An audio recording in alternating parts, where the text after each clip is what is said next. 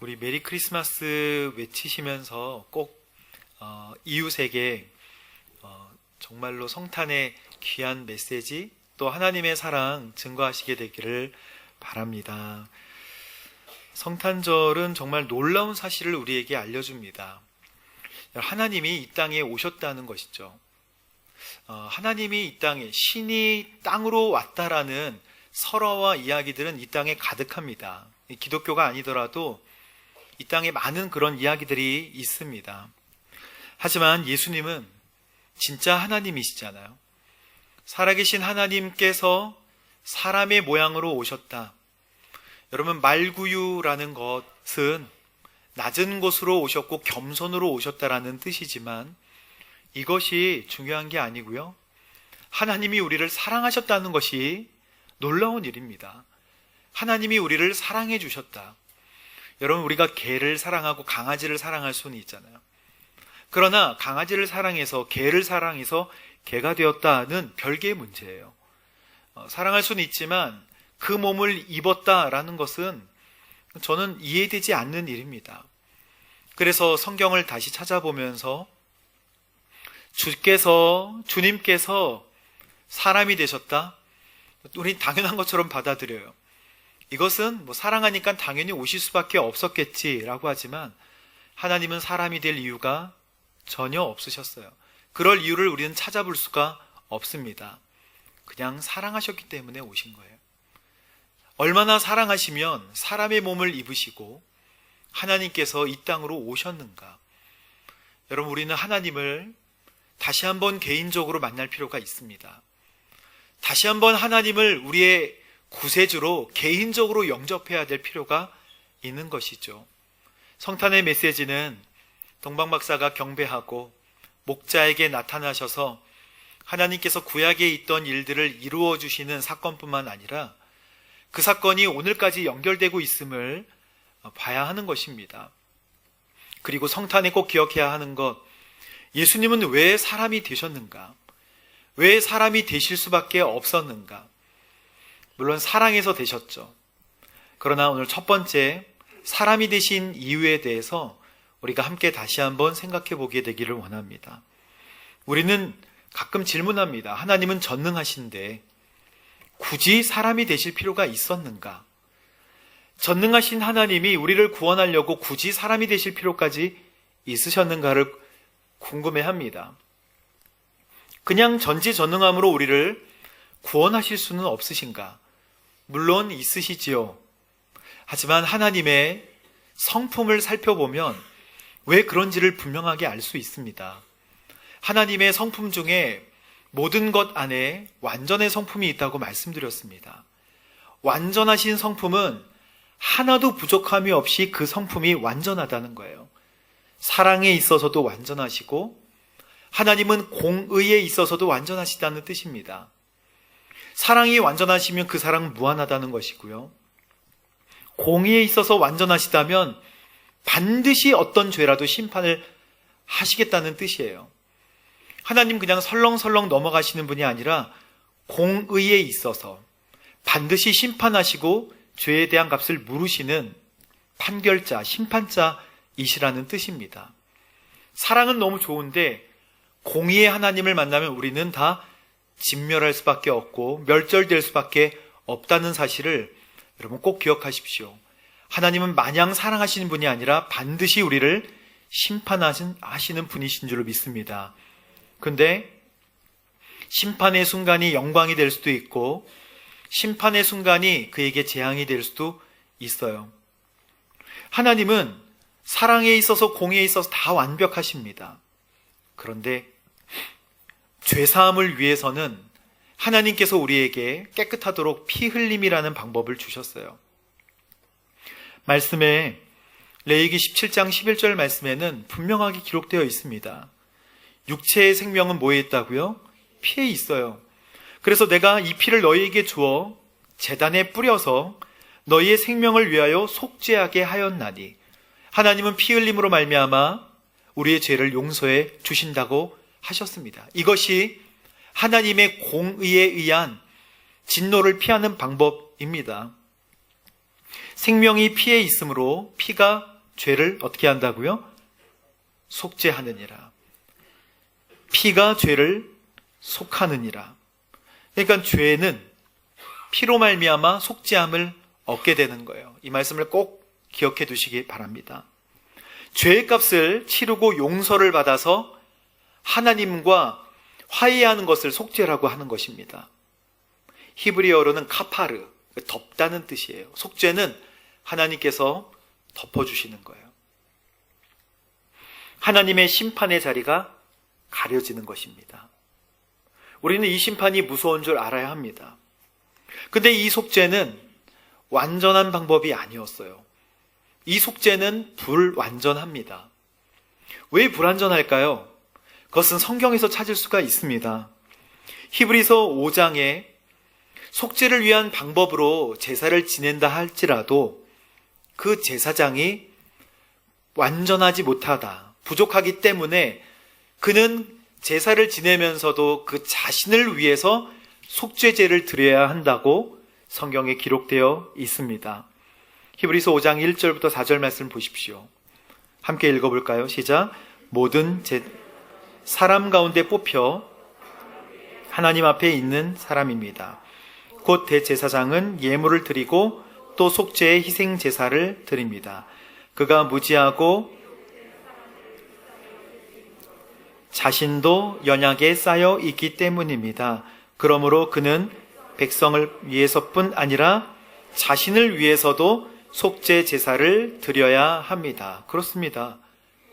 백성을 위해서 하나님 앞에 대신 제사를 지내는 대제사장의 역할이 있지만 본인도 자신을 위해서 속죄 제사를 드려야 하는 이 제사는 불완전한 제사입니다. 제사장의 자격은 사람이면서 하나님의 부르심을 받은 사람이라야 제사장의 자격을 얻는다고 오늘 히브리서 5장 1절에 말씀하고 계십니다. 하나님의 부르심을 받아 사람으로 하나님의 부르심을 받은 자. 모든 대제사장은 사람들 가운데 뽑혀서 하나님 앞에 있는 사람이에요. 그러나 예수님은 바로 이 요건을 충족하신 분이십니다. 여러분 히브리서 5장 5절을 보십시오. 하나님께 부르심을 받은 장면이 나와 있습니다. 히브리서 5장 5절에 보면 너는 내 아들이다. 내가 오늘 너를 낳았다. 이것은 시편 2편 말씀을 인용한 것이거든요. 너는 내 아들이다. 하나님의 부르심이 예수 그리스도에게 있었고 히브리서 6장 6절에 보면 너는 멜기세덱의 계열을 따르는 영원한 제사장이다. 시편 110편 말씀을 인용하여서 예수님을 영원한 대제사장으로 만들어 주셨어요. 이것은 왜 그렇습니까? 사람이 드리는 하나님께 드리는 제사의 방법은 속죄제를 말미암아 제사장도 연약에 쌓여 있고 그 동물도 연약에 쌓여 있는 부족한 제물이 될 수 있어요.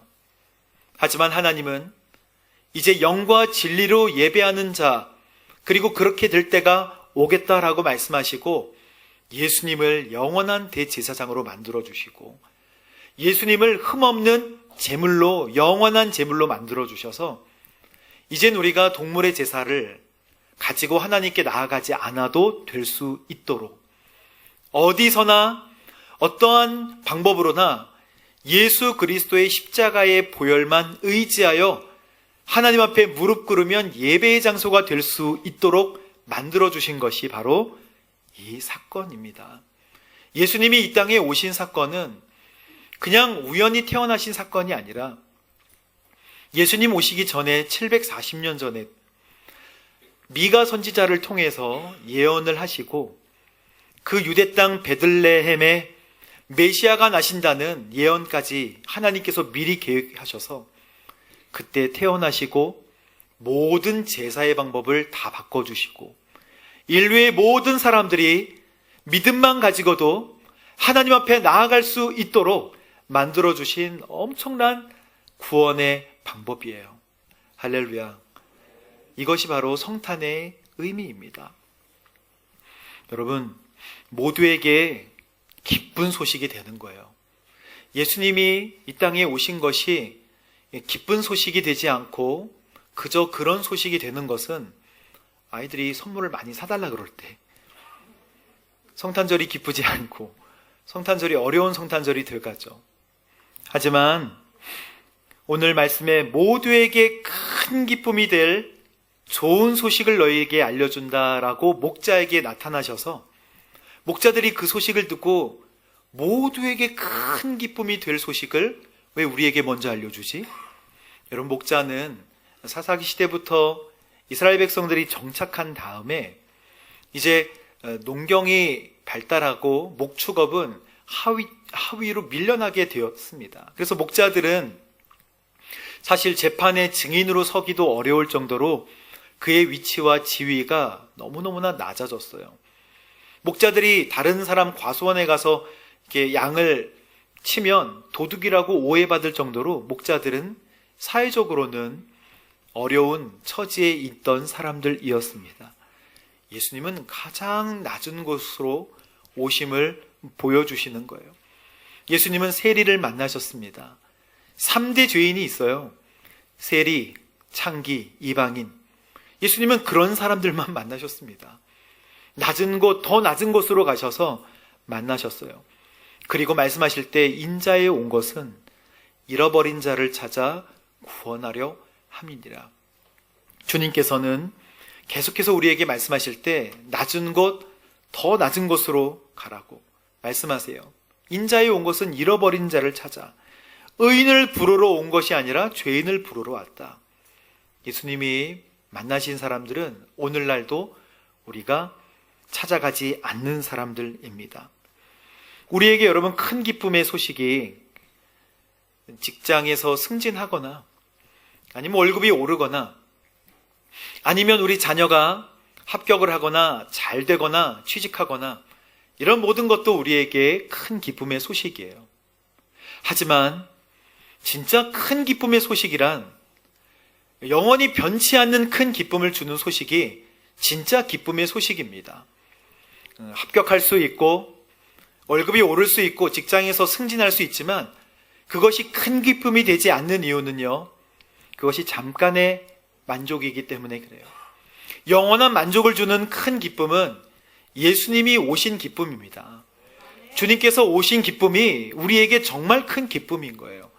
그런데 왜 성탄절은, 예수님이 오신 이 절기는 왜 우리 가운데 차가운 절기로 계속해서 바뀌어가는 것일까요? 교회가 기뻐하지 않기 때문입니다. 세상이 기뻐하지 않아서 차가워졌다가 아니고 교회가 기쁨을 잃어버렸기 때문이에요. 그것은 그리스도인들이 기쁨을 잃어버렸기 때문입니다. 그리스도인이 기쁨을 잃어버렸어요. 예수님이 기쁘지 않는 이유는요, 우리 마음속에 예수님이 살아계시지 않기 때문이에요. 여러분, 우리가 생일 축하를 할 때 자녀들이 생일 축하를 받기 위하여 전날부터 글씨를 준비하기도 합니다. 집에 생일 축하해요. 음식을 준비하기도 하고. 그런데 준비할 때 마음이 찢어지도록 아프십니까? 아니에요. 좋은 거예요. 기쁘고 즐거운 거예요. 사실 선물을 받는 사람보다 선물을 준비하는 기쁨이 더 큰 거 아시죠? 그걸 준비할 때 마음이 따뜻해지고 준비할 때 기쁜 거예요. 그런데 왜 그 기쁨이 우리에게서 점차 사라져가고 있을까요? 그것은 예수님을 사랑하는 마음이 우리 안에서 식어졌기 때문입니다. 예수님을 사랑하는 마음, 예수님을 사랑하게 되면 주님이 기쁘고 오늘 성탄절이 더 교회에서 뜨겁게 세상으로 퍼져나가게 될 것입니다. 왜 예수님이 우리 마음속에 사라졌나요? 우리가 예수님을 모셔드리는 것을 노력하지 않았기 때문입니다. 주님을 우리 마음속에 주인으로 모시고 영적인 교제를 하려고 노력하지 않았기 때문이에요. 사랑하는 성도 여러분, 우리가 기쁘고 우리가 감사하고 우리가 뜨거우면 세상도 뜨거워질 줄로 믿습니다. 염려하지 않아도 돼요. 저도 고민했습니다. 왜 성탄절에 이제 성탄절의 노래와 성탄 트리와 성탄 카드와 모든 것들이 다 바뀌고 있는 것일까? 그것은 우리가 예수님을 마음에 담아두지 못하고 있기 때문에 그래요. 옛날에 헤롯 왕은 예수님을 보고 싫어했어요. 어제 성탄 축하 공연을 했을 때 여기서 연기하던 우리 대학 청년부의 한 청년이 헤롯 왕 역할을 했습니다. 헤롯 왕 역할을 하면서 나도 그에게 경배하고 싶으니 알려주길 바란다 라고 동방 박사에게 얘기했을 때 여기 유년부 친구가 흥분해가지고 아니야, 그것은 거짓말이야. 저희 다 우셨어요. 이렇게 막 웃었어요. 믿지 마, 그것은 거짓말이야. 성경을 잘 알고 있는 친구죠. 그렇습니다. 헤롯 왕이 왜 예수님을 거부했냐면 예수님이 마음속에 들어오시는 순간에, 우리에게 오시는 순간에 왕의 자리가 바뀌기 때문에 그렇습니다. 우리의 모든 세상 권력은 예수님이 들어오실 때 바뀌게 되어 있어요. 예수님 중심으로 진짜 왕이 되는 것입니다. 모든 기득권들은 다 내려오게 되어 있어요. 주님이 우리 마음속에 들어오시면 우리 마음의 개인의 주인도 바뀌게 됩니다. 그렇지 않습니까? 주님이 마음속에 들어오시면 주님이 주인이 되시는 거예요. 그래서 나의 결정과 판단과 생각은 잠깐 뒤로 가고 주님께 우리의 결정과 판단과 생각을 맡겨드리게 되는 것이죠. 당시도 그랬고 지금 이 시대도 세상 권력은 예수님을 싫어합니다. 소수자라고, 기독교만 편향되어 있다고, 이렇게 쓰면 안 된다고 막고 거부합니다. 당시에 주님이 들어갈 방이 없었죠. 물론 사람들이 많이 몰려서 방이 없는 것일 수도 있겠지만 요즘도 똑같아요. 이 현대를 사는 우리에게도 예수님이 들어가실 방이, 우리 마음속에 방이 없다는 것입니다. 주님이 여러분의 마음속의 방에 다 들어가시게 되기를 주님의 이름으로 축복합니다. 주님이 그때 들어가시지 못한 그 방은 영적으로 우리의 마음이에요. 주님이 거하실 곳, 주님이 누우실 곳, 그래서 왕으로 황금과 유향과 모략을 받으실 바로 그 장소가 우리 마음이 되어야 될 줄로 믿습니다. 황금은 왕에게 드리는 선물이에요. 유향은 제사의 이 향들인데 기도입니다. 예배를 받으시기에 합당하신 분이 받으시는 거예요. 몰약은 썩지 않게 만드는 시체를 보존하는 방법인데 제 장례 선물이에요. 주님께서 왕으로 오셔서 우리를 위해 예배 받으시고 죽으셔서 영원한 제사장, 영원한 제물이 되어주심을 감사하는 기쁜 성탄 되시기를 주님의 이름으로 축복합니다. 여러분이 가진 마음속에 예수님의 그 뜨거운 사랑을 전해주십시오. 그게 바로 진정한 성탄 아니겠습니까? 어제 파워웨이브가 함께 특순을 했는데 세상에서 가장 귀한 이야기, 여러분 정말 저는 감동이었어요. 어제 모든 순서가 다 감동이었지만 세상에서 가장 귀한 이야기, 아들을 보내고 싶지 않았지만 아들을 보내셔서 하나님이 사람을 향해 그토록 사랑한다고 말씀하시는 그 세상에 비교할 수 없는 사랑 이야기, 오늘 여러분과 함께 성도님들과 함께 다시 나누고 싶어서 함께 열심히 준비했습니다. 이 시간 우리 함께 볼 때 잠깐 기도하고 준비하여서 우리 파워웨이브 공연을 잠깐 보도록 하겠습니다. 하나님 아버지 감사합니다. 저희가 성탄의 기쁨이 저희 마음속에 살아나기를 원하고 하나님 주시는 거룩함이 우리 안에 살아나기를 간절히 원하오니 주님 역사하시고 인도하여 주옵소서. 예수님의 이름으로 기도합니다.